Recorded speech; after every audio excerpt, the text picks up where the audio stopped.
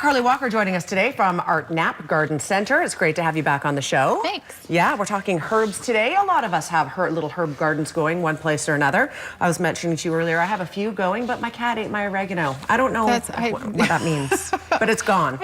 That's an odd choice. It's not a choice. It was either my cat, Rupert, or somebody else's dog or cat. I don't know. Right. Yeah, but that's fine. So I'm gonna maybe come in and grab some more herbs. But tell us a little bit about these ones on the table. So I just brought a few in today. So this one here is dill. I just brought that. It grows really easy. Great, just fresh. You can put it on your salads and things like that. A lot of people, if you're doing any pickling, you can use it for all of that kind of stuff. This rosemary is actually called barbecue rosemary, and it's because the stems are really thick. They're a sturdier one, and you could actually use it as a skewer.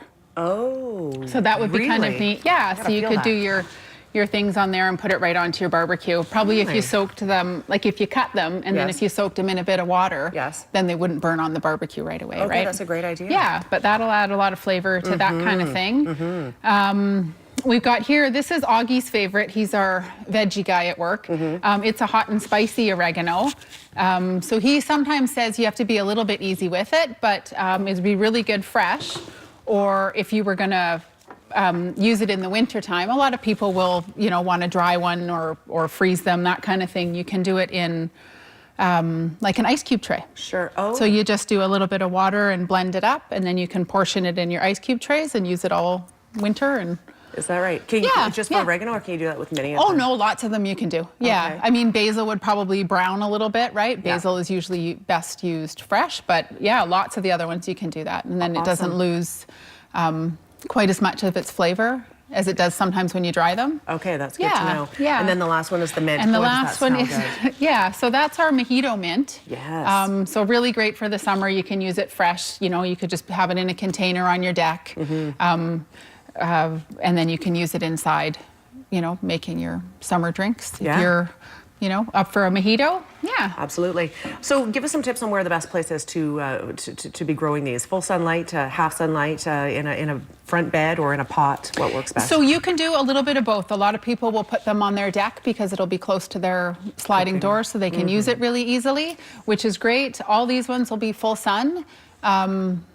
Well-draining soil, you can just give them like an all-purpose fertilizer, a 20-20-20 would be great, because they don't necessarily have much flower. You just want to get lots of good green growth on them. Absolutely. Yeah, and then you could bring them in come wintertime if you want to do them on your sunniest windowsill. And they'll keep going. Yeah. That's great. Yeah. I remember with one, which one was that? Was it dill? It went to seed. And then how do you avoid things going to seed?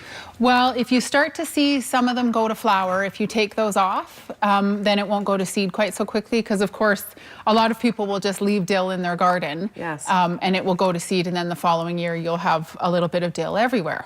Right? So if you pinch it back once you start seeing it go to flower, then that will help prevent it going to seed so quickly. Okay, because it also changes the flavor somehow. Yeah, a little bit. Yeah.